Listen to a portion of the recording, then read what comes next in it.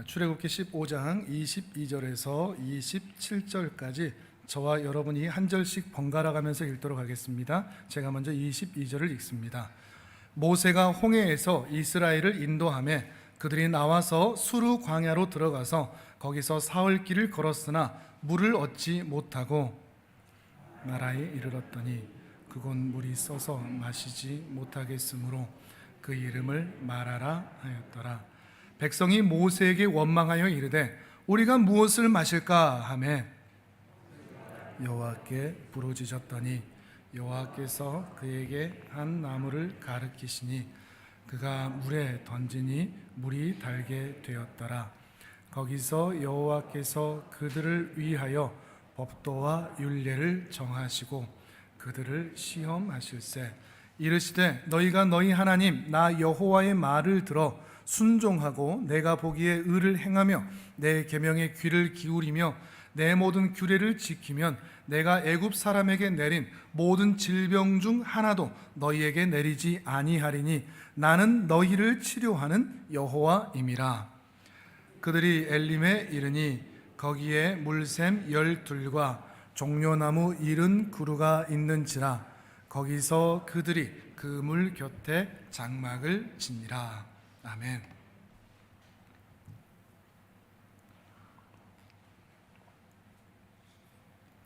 이스라엘 백성들이 아주 스펙터클한 드라마틱한 그런 경험을 하지 않습니까?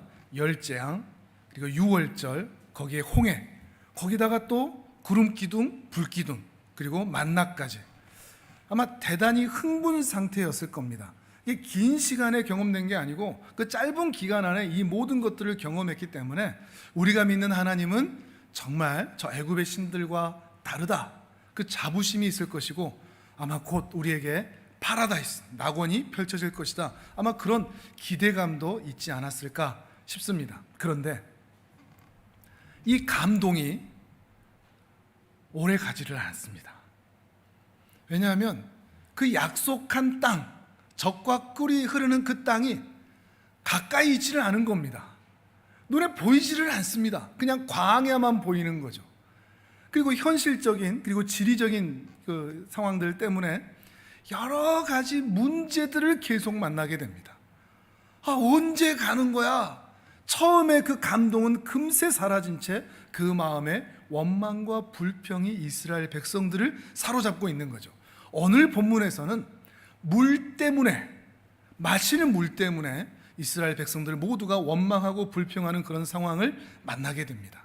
마실 물이 없는 겁니다. 그 뜨거운 광야를 지나가는데 물이 없는 겁니다. 그러다가 어느 한 마라라고 하는 한 지역에서 이제 물을 만나게 되는데, 야, 물이다! 달려드는데 쓴 물이라고 해서 마실 수가 없는 겁니다. 그러니까 이스라엘 백성들 모두가 입이 쭉 나와서 모세를 향해서 원망을 하는 거죠. 이게 대체 뭐냐? 이 현실이 대체 뭐냐? 무슨 일 때문에 우리에게 이런 상황을 경험하게 하느냐 하는 것이죠. 그러니까 모세가 하나님께 부르짖어 기도하고 하나님께서는 한 나무를 그 마라의 쓴물에 던져라. 그러니까 그 물이 단물이 되었다 라고 하는 내용이 오늘 성경의 본문의 내용입니다. 여기에서 우리가 함께 고민해 보고 싶은 것은 쓴물이 뭘까? 나무를 던졌다는 게 뭘까? 또는 단물이 되었다는 게 뭘까? 라고 하는 것보다 조금 더 본질적으로 하나님은 얼마든지 이스라엘 백성들을 비단길을 깔아놓고 약속의 땅으로 가게 하실 수 있는 분입니다. 고생하지 않고 손에 물 한 번 묻히지 않고 그렇게 약속의 땅까지 데리고 갈 수 있는 충분한 능력과 힘을 가지신 분입니다. 그런데 왜 이스라엘 백성들 입에서 뻔히 원망과 불평이 나올 것을 아시면서도 마라로 데리고 가셨을까 하는 겁니다. 이상하지 않습니까? 그냥 우연히 마라로 간 게 아니라 하나님은 의도가 있다는 말이죠. 의도적으로 그 마라의 쓴물 앞으로 데리고 가셨다는 것입니다. 또 다른 질문. 그러면 사람은 언제 화가 나고 언제 불평이 나오죠? 어떤 상황에 우리의 감정이 화와 원망과 불평으로 채워지죠? 내 마음대로 안 될 때입니다. 의외로 상황이 좋으냐 안 좋으냐가 아니라 내 마음대로 안 될 때입니다. 내 원하는 대로 안 될 때. 아무리 상황이 좋아도 내 뜻과 다르면 화가 나는 거거든요. 상황의 여하에 따라서 우리는 원망과 불평이 나올 것 같지만 내 뜻대로, 내가 원하는 대로, 내가 바라는 대로, 혹은 내가 기도한 대로, 하나님께 내가 소망하는 대로 내 삶이 펼쳐지지 않을 때 우리는 원망과 불평이 나옵니다. 더 요약해서 말하면 내 뜻과 하나님의 뜻이 다를 때인 것이죠. 내가 원하는 바와 하나님이 나를 인도하시는 그 상황이 다를 때, 그 차이로 인해서 우리는 당황하고 원망과 불평이 나오는 것이죠. 이스라엘을 보시죠. 이스라엘의 기대는 뭐죠? 약속하신 대로 젖과 꿀이 흐르는 가나안 땅에 빨리 들어가는 겁니다. 그래서 애굽에서처럼 안 사는 거죠. 애굽에서처럼 고생만 안 해도 되는 겁니다. 금으로 만든 집, 황금집, 비단길 이런 거 필요 없습니다. 그냥 젖과 꿀이 흐르는 그 땅에서 살아도 좋겠다. 이게 전부입니다. 큰 소망도 아니고요. 근데 하나님의 뜻과 기대는 뭘까요? 하나님이 원하시는 것은 이스라엘 백성들에게 파라다이스를 선물해 주는 게 아닙니다. 젖과 꿀이 흐르는 그 땅으로 데리고만 가는 것, 이게 아닙니다. 젖과 꿀이 흐르는 그 땅으로 가서 그 땅에 사는 가나안 사람들과는 다른 거룩과 정결함의 옷을 입어 믿음으로 사는 삶, 그것을 원하시는 거죠. 이제 여기에서 이 차이 때문에 우리 인생에서 원망과 불평과 짜증과 괴로움이 생겨나는 것들이죠. 죄에 짓눌려, 욕망에 짓눌려 세상을 사랑하던 사람들이 의와 진리의 거룩함으로 새 사람을 입은 새 사람으로의 그런 삶으로 변화되는 것을 하나님은 우리에게 원하신다는 것이죠. 오늘 본문도 다시 한번 보시면 그저 오늘 본문의 핵심은 어떤 기적, 이야 쓴물이 단물이 되다니 라고 하는 어떤 기적, 또는 이스라엘 백성들의 목마름이 해결되는 문제 해결, 소원 성취, 이것이 핵심이 아닙니다. 왜냐하면 오늘 본문을 쭉 읽어가다 보면 그 앞에 부분에 대해서는 쓴물이 단물되고 문제를 해결해 주시는, 해결해 주시는 그 일이 나오지만 그 뒤의 이야기는 전혀 다른 이야기가, 아니 하나님의 의도가 담겨져 있기 때문이죠. 어떤 의도가 있는지 한번 보실까요? 자, 다시 한번 오늘 본문 25절과 26절을 같이 한번 읽어보겠습니다. 25절 26절. 자, 시작. 모세가 여호와께 부르짖었더니 여호와께서 그에게 한 나무를 가리키시니 그가 물에 던지니 물이 달게 되었더라. 거기서 여호와께서 그들을 위하여 법도와 율례를 정하시고 그들을 시험하실세. 이르시되 너희가 너희 하나님 나 여호와의 말을 들어 순종하고 내가 보기에 의를 행하며 내 계명에 귀를 기울이며 내 모든 규례를 지키면 내가 애굽 사람에게 내린 모든 질병 중 하나도 너희에게 내리지 아니하리니 나는 너희를 치료하는 여호와임이라. 아멘. 자, 하나님의 의도가 조금 보이십니까? 기적이 핵심이 아니죠. 문제 해결, 소원 성취가 핵심이 아니죠. 그것을 해결한 이후에 하나님의 말씀은 뭐였습니까?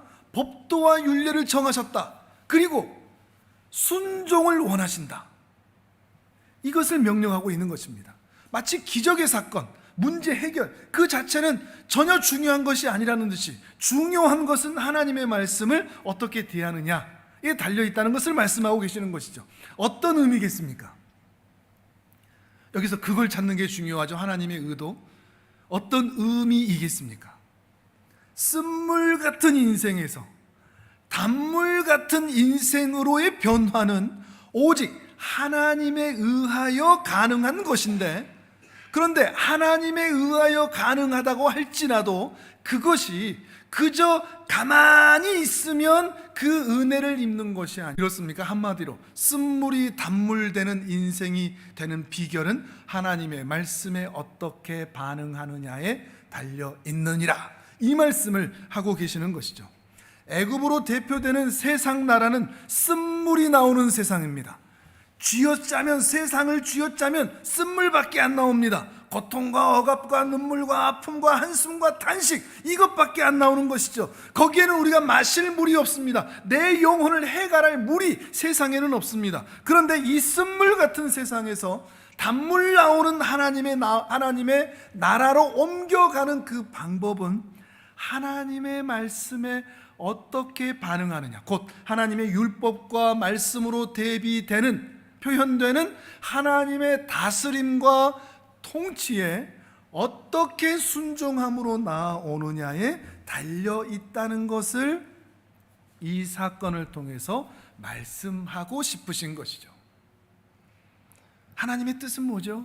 우리가 지금까지 살펴본 내용대로 표현을 해보자면, 흑암과 혼돈과 공허 가운데 있던 우리들이 질서와 충만과 빛의 세계로 옮겨가는, 그것을 우리의 삶에 원하신다. 곧 창조의 형상, 하나님께서 처음 만드셨던 그 하나님의 형상으로의 회복을 누구보다 원하신다는 것을 이 본문을 통해서 또다시 반복하고 계시는 것입니다. 쓴물에서 단물 나오는 인생으로의 그런 변화 말이죠. 이러한 하나님의 의도는 구약 이스라엘에게만 있는 것이 아니라 신약 백성인 우리들에게도 동일하게 나타납니다. 매우 신비하게 이 쓴물에서 단물 나오는 이 말씀이 신약 우리 삶과 매우 긴밀하게 연결이 되어 있습니다. 자, 로마서 5장을 함께 살펴보도록 하겠습니다. 자, 오늘은 선물이 많이 주어지는 날이니까 말씀도 선물처럼 화면을 띄워드립니다. 자, 5장 1절에서 4절 우리 몇 번 읽어봤었죠? 같이 읽겠습니다. 시작. 그러므로 우리가 믿음으로 의롭다 하심을 받았으니 우리 주 예수 그리스도로 말미암아 하나님과 화평을 누리자.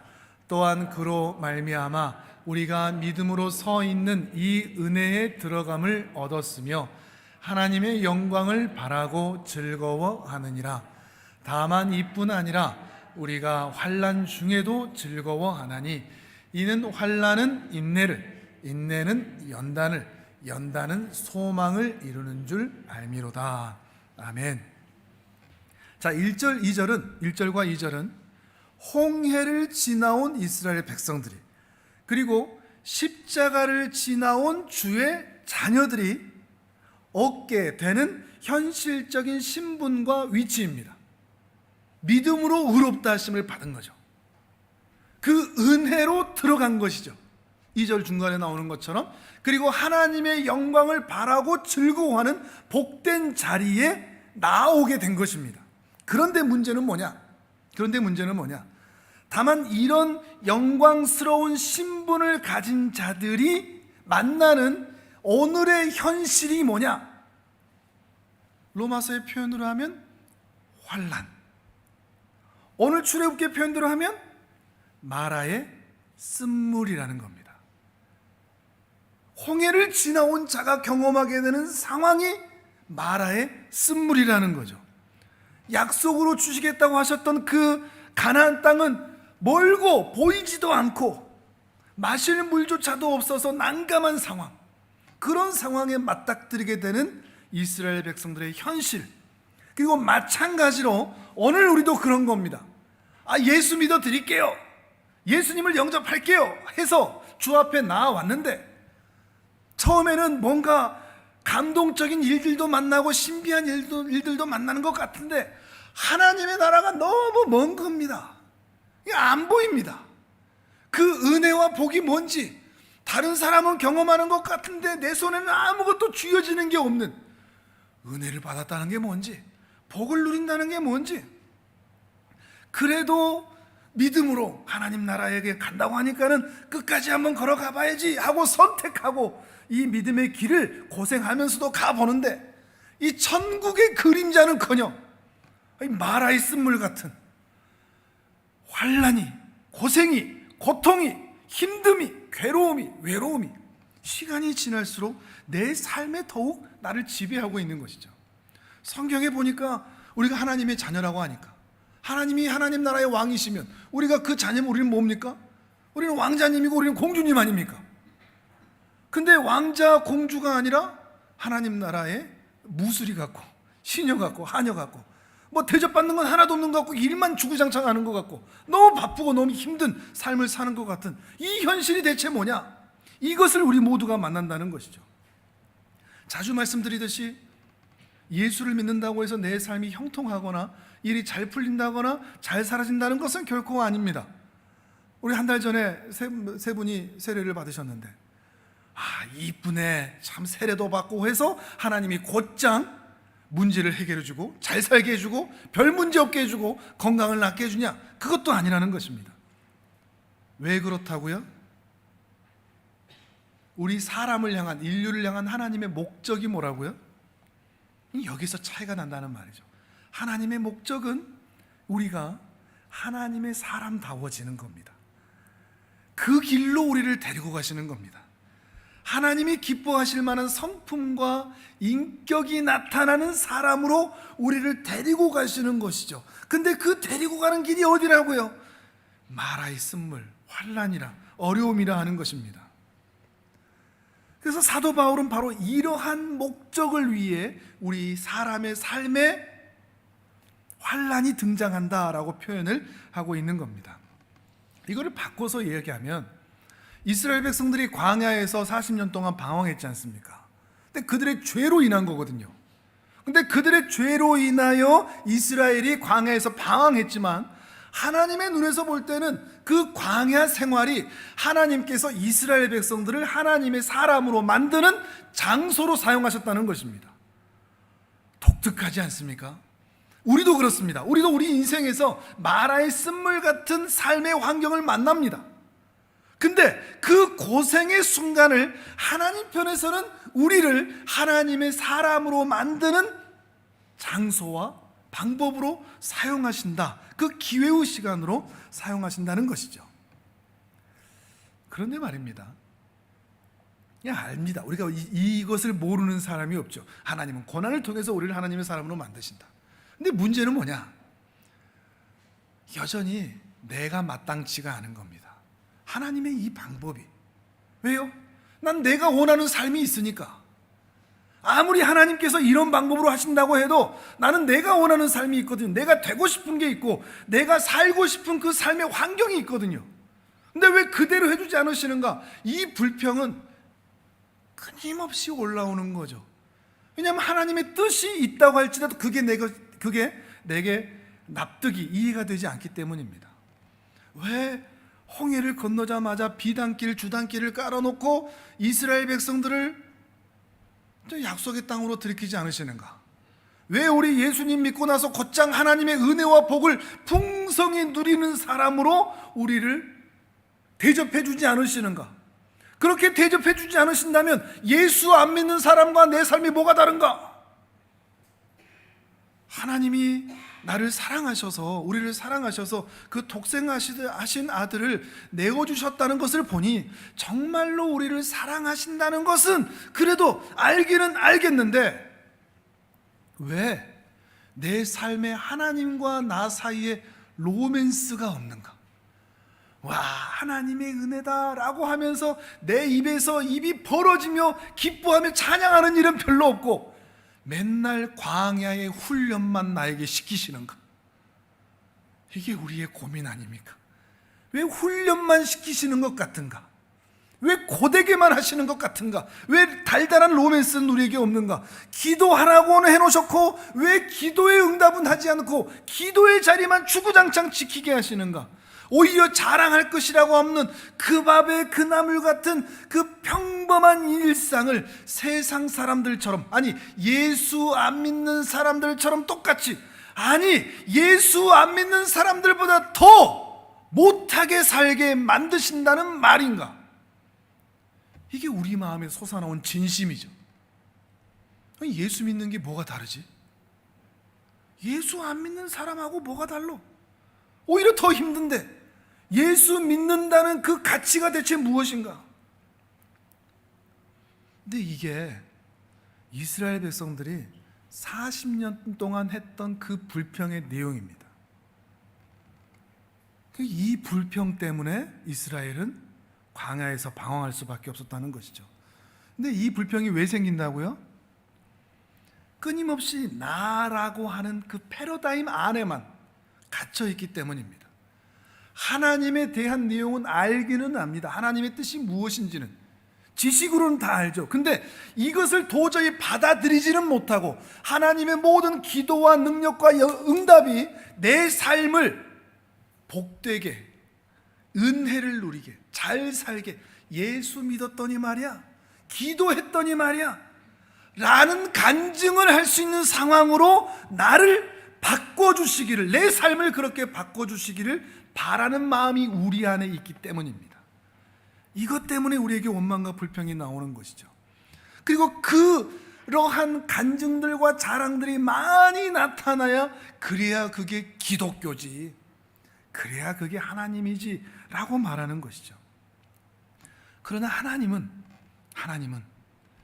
말하는 저도 사실 완전히 납득되고 말하는 것이 아닙니다. 사실 하나님은 우리에게 당신의 영광과 당신의 사랑을 보이시는 방법을 우리에게 신비한 은혜와 은사를 주입하시거나 사회적 지위를 주시거나 건강과 명예와 부를 주시는 방식으로 당신을 우리에게 알리지를 않으십니다.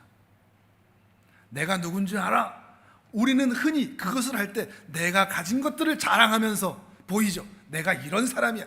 근데 하나님은 그런 방식을 사용하지 않으신다는 겁니다. 얼마든지 그러실 수 있음에도 불구하고, 왜냐?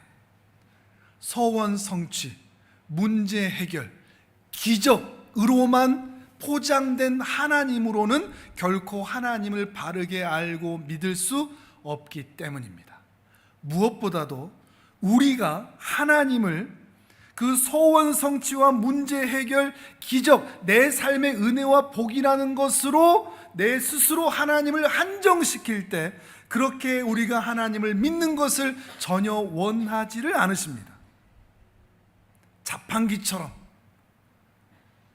헌금했더니, 예배 드렸더니 하나님이 나에게 이런 은혜와 복을 주셨어요 라고 자판기처럼 하나님을 믿는 것을 전혀 원하지 않으십니다. 우리가 그렇게 하나님을 믿는 것을 오히려 못 견뎌 하십니다. 그건 마치 조건을 보고 결혼하는 것과 같습니다. 그 남자 진짜 못생겼는데 돈이 많더라고. 똑같은 거죠. 그 상대가 나중에 그걸 알게 됐을 때 얼마나 모욕적입니까? 하나님 믿으면 있잖아, 돈이 생겨, 먹을 게 생겨, 건강이 좋아져. 우리는 이렇게 전도하기도 하고 물론 맞는 말이기도 합니다. 그런데 하나님은 그것을 원하지 않으신다는 것입니다. 우리가 그렇게 하나님을 믿고 우리가 그렇게 하나님을 자랑하는 것을 못 견뎌 하신다는 것입니다. 그것이 우상 숭배라는 것이죠. 우상 숭배하듯이 하나님을 믿는 것입니다. 그래서 하나님은 홍해를 지나온 자가, 그리고 십자가를 지나온 자가 하나님을 오해하지 않고 하나님을 바르게 알고 믿을 수 있도록 사용하는 하나님의 방법이 마라의 쓴물이라는 것입니다. 사도 바울의 표현대로 하면 인생의 환난이라는 것입니다. 조금만 더 생각해 보시면 이 환난이라는 것도, 고생이라는 것도 하나님의 뜻과 나의 뜻이 다를 때 나타나는 것들입니다. 내가 원하는 상황대로 이루어지면 아무리 상황이 좋든 안 좋든 우리는 그것을 환난이라고 말하지 않습니다. 그런데 이 내가 원하는 삶, 잘 먹고 잘 살고 풍족하고 하여튼 그렇게 사는 삶, 적과 끓이는 그런 땅에 사는 삶, 그런 삶에서 조금이라도 대조되고 비교가 됐을 때, 그 대조되는 차이만큼 우리는 그것을 불평하고 원망하는데, 이것이 더 벌어지면 우리는 그것을 환난이라고 부른다는 말입니다. 진짜 환난이고 고난이어서가 아니라 내가 원하는 대로 되지 않으니까 그것을 우리는 환난이라고 부르면서 내가 그런 자리에 있다고 착각하는 거죠. 그런 것 같지 않습니까? 근데 문제는 내 인생 전체가 환난일 수밖에 없다는 겁니다. 우리 인생 전체가 내 마음대로 되지를 않습니다.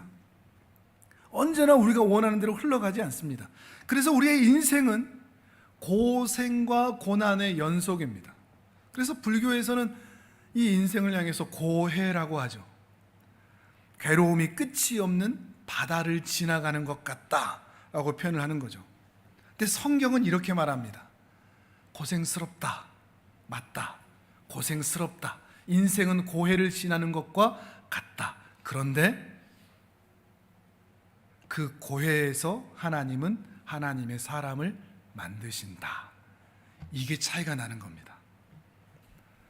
바로 그 고생의 순간에, 그 연약한 순간에, 괴로운 순간에 하나님께서는 하나님의 사람을 만들어 가시는 방식으로 일하신다는 겁니다.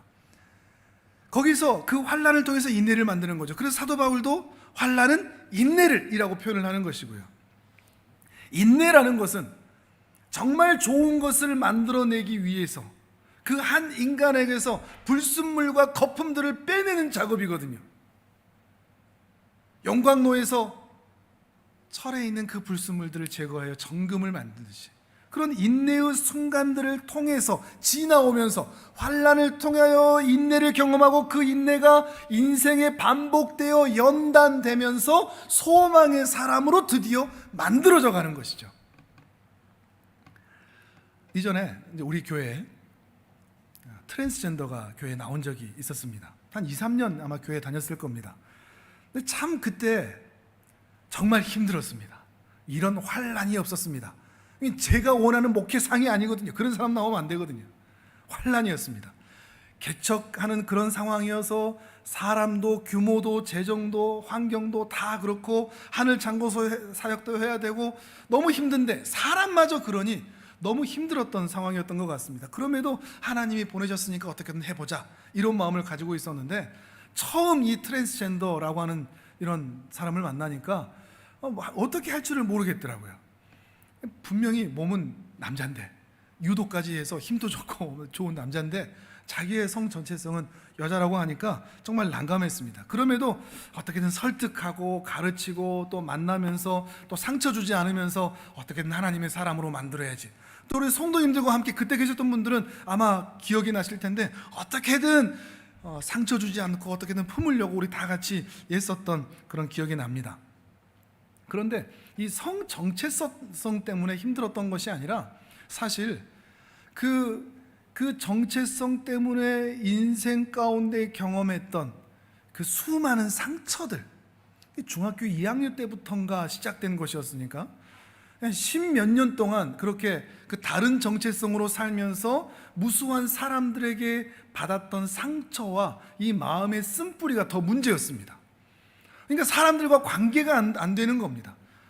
상처 주는 말들을 굉장히 많이 하고 그러면서 돈 얘기도 많이 하고 돈도 달라고 그러고 또 거짓말도 많이 하고 또 괴롭게 하는 일들도 굉장히 많이 하고 또 그러면서도 이렇게 위축되어 살기 싫으니까 자기의 신앙을 또 이렇게 부풀려서 하나님을 사랑한다느니 뭐 전도를 한다든지 하면서 자신을 또 자랑하고 드러내고 싶어하고 하는 것 때문에 좀 굉장히 힘들었습니다. 정말 힘들었던 그런 시간입니다.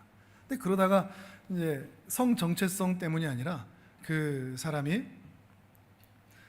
이제 폭력을 행사하는 그런 일들을 좀 알게 되고 거기다가 또 돈을 갈취하는 일들을 또 알게 되어서 이제 교회에서 더 이상 함께할 수 없는 그런 상황이 돼서 이제 교회에서 나가게 되었는데 그 사람 때문에 정말 힘들었는데 힘든 시간을 보냈는데 이게 나중에 돌아보니까 그 사람 때문에 제가 정말 많이 자랐습니다. 아이러니하죠. 정말 힘들었는데 제가 정말 많이 그때 자라나게 됐습니다.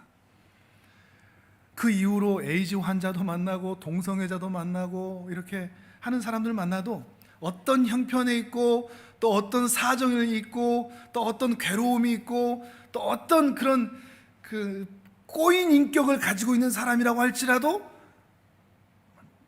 물론 그때마다 화도 내고 화도 나고 막 이런 상황도 있었지만 좀 받아들일 수 있는, 그래서 내 마음이 오염되거나 그것 때문에 내 마음조차도 상처를 입거나 하지 않은 단단한 내성이 그때 만들어졌다는 겁니다. 신기하지 않습니까? 그런데 그게 또 나중에는 이게 하나님의 응답이었다는 것을 또 나중에 깨닫게 되었습니다. 제가 하나님을 믿고 나서 정말로 하나님을 사랑하니까, 성경이 기록된 대로 하나님, 제가 정말 하나님을 사랑하니까, 하나님을 사랑하고 이웃을 사랑하라고 하셨으니까 저 정말 이웃을 사랑하고 싶습니다.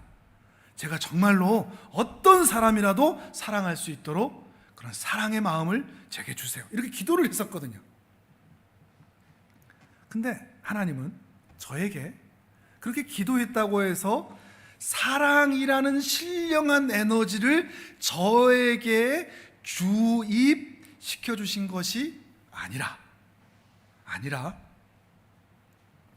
사랑할 수밖에 없는 사람을 만나게 하셔서 그 사람과 치고 받고 부딪히고 싸우고 하는 그 과정을 통해서 사랑의 근력을 키우게 하셨습니다.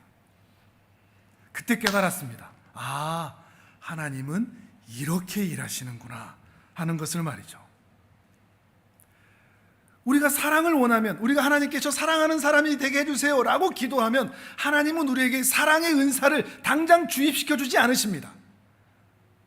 사랑할 수밖에 없는 사람을 여러분 옆에 붙여주십니다. 여러분 옆에 혹시 그런 사람들이 있으면 여러분의 기도의 응답입니다. 사랑하라고. 하나님께 저 인내하는 사람이 되고 싶어요 라고 기도하면 인내할 수 있는 힘을 부어주시는 것이 아니라 인내할 수밖에 없는 상황을 주십니다. 그리고 인내하지 못했던 내 마음의 불순물들을 그 인내할 수 없는 상황을 통해서 빼내가십니다. 그래서 우리가 인내하는 사람이 되게 만드시는 것이죠. 이게 하나님의 일하심의 방법입니다. 이렇게 쓴물과 단물되는 인생으로 바꾸어 가시는 것이죠. 하나님의 말씀과 은혜와 임재 안에서 말이죠. 그런 의미에서 우리 에베소 5장에 나오는 성령의 충만이라는 의미를 다시 한번 생각해 볼 필요가 있습니다. 자, 또 화면을 보면서 에베소서 5장 15절에서 18절 말씀을 우리 또 같이 읽어보겠습니다. 시작. 그런즉 너희가 어떻게 행할지를